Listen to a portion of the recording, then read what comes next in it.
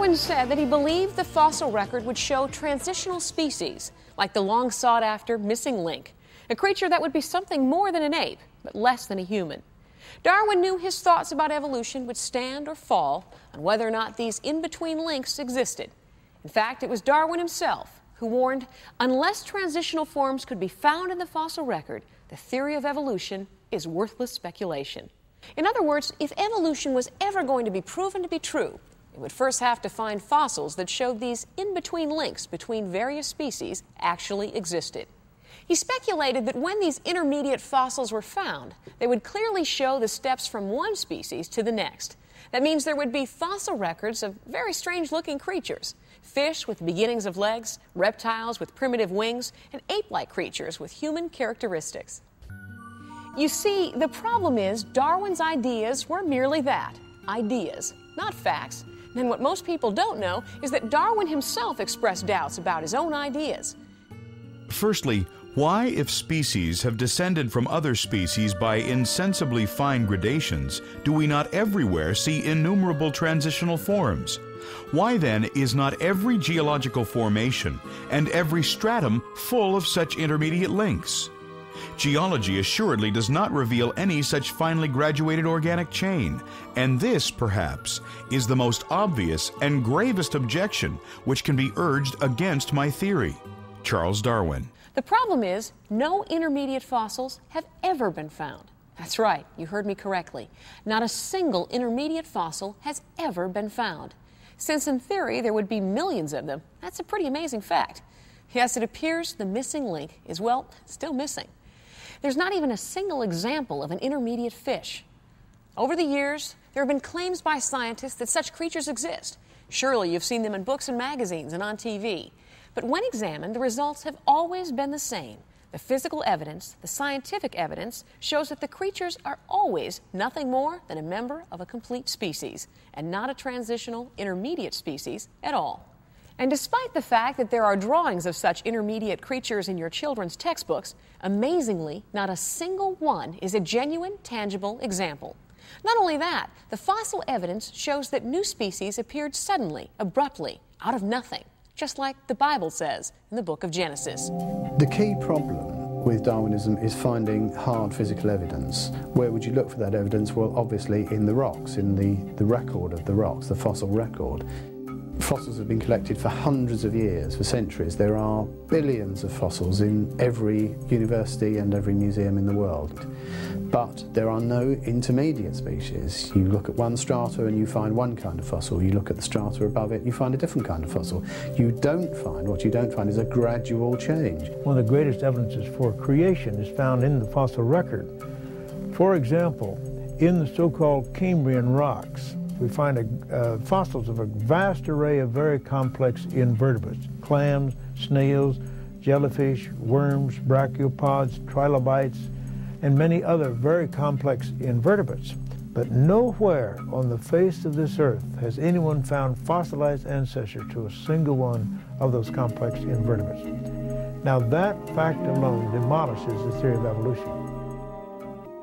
Every major kind of fish that we know anything about appears fully formed, no trace of ancestors, and certainly no trace of transitional form linking these major kind of fishes to one another.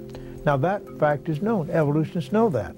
There's certainly no transitional form out there that proves that life evolved or anything like that. The coelacanth fish for many years was considered transitional between fish and amphibians because it had these bony structures that looked like, well, maybe it's evolving legs, and it had these structures that it was going to walk on the ocean floor and so on. Well, then what happened was that they found out that fishermen had been pulling up these fish live in their nets off the coast of Madagascar for years. Recently they found them in Indonesia in the fish markets as well, and realized these fish are alive and happy swimming around the world today. They're a lobe-finned fish, and the little structures that they thought were evolving legs and so on are actually their lobe fins that enable the fish to be like a helicopter in the water. It's got incredible mobility, and so no longer do they think that the coelacanth is a transitional form. Evolutionists still insist there are transitional forms, then contradict themselves and say they just haven't been found yet.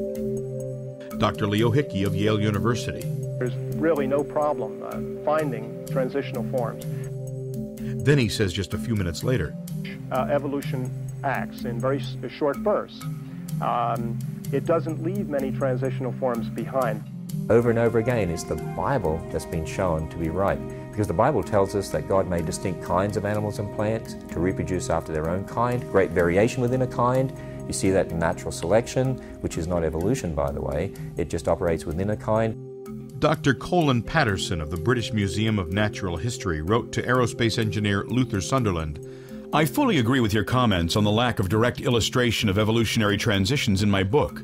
If I knew of any, fossil or living, I would certainly have included them. I will lay it on the line. There is not one such fossil for which one might make a watertight argument. It is easy enough to make up stories of how one form gave rise to another, and to find reasons why the stages should be favored by natural selection. But such stories are not part of science, for there is no way to put them to the test.